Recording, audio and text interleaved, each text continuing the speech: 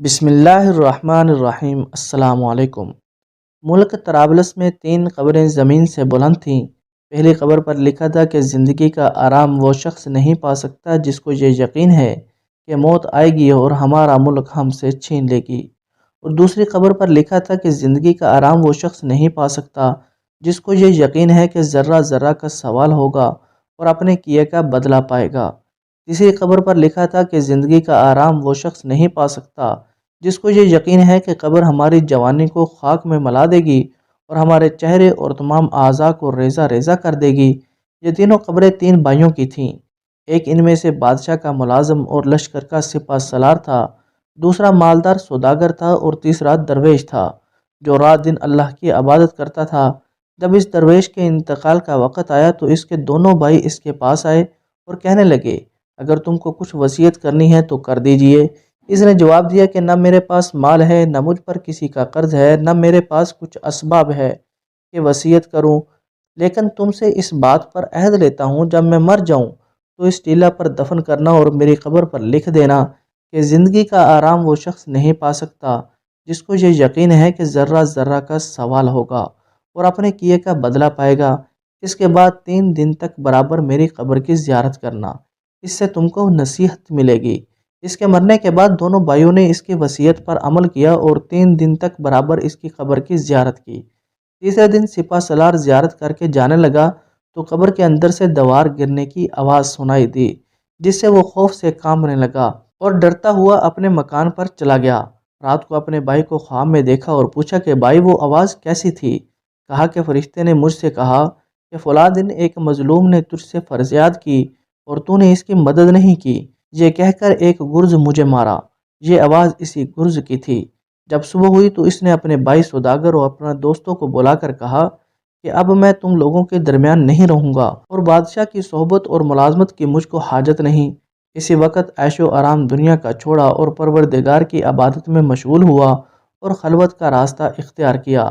جب اس کی وفات کا زمانہ آیا تو اس کا بھائی سوداگر آیا اور کہا، اے بھائی، اگر آپ نے کوئی وصیت کرنی ہے تو کر دیجئے۔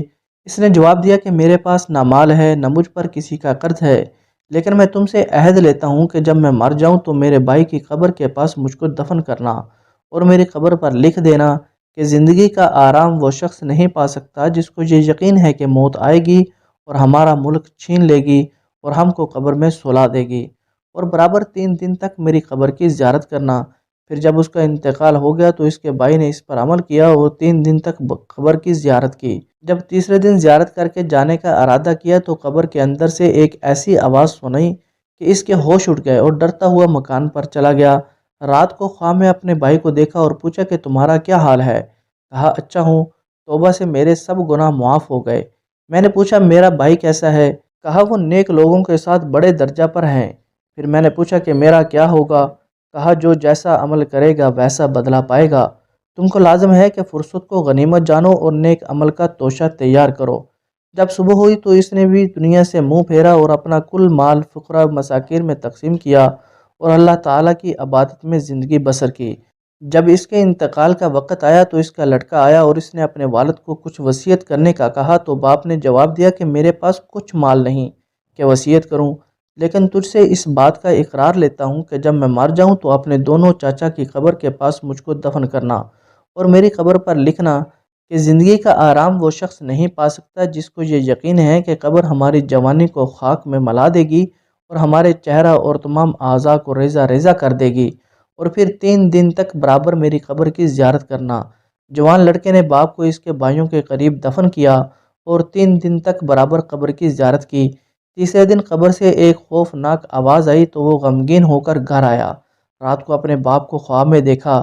اس نے کہا کہ تو بھی جلد ہمارے پاس آئے گا، اپنے سفر کا سامان درست کر اور جس گھر میں تجھ کو آنا ہے اس کے واسطے ہوشیار ہو جا اور دنیا داروں کی مانند بے فکر نہ ہو کہ موت کے وقت تجھ کو افسوس اور شرمندگی ہو۔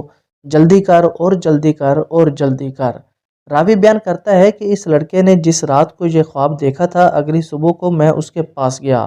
اس نے خواب کا حال مجھ سے بیان کیا اور کہا کہ میری زندگی کے 3 مہینے یا 3 دن باقی رہ گئے ہیں، کیونکہ باپ نے 3 بار مجھے تاکید کی تھی۔ تیسرے دن اس نے گھر کے لوگوں کو جمع کیا اور سب سے رخصت ہوا اور قبلہ رخ ہو کر کلمہ شہادت پڑھا اور اللہ کو پیارا ہو گیا۔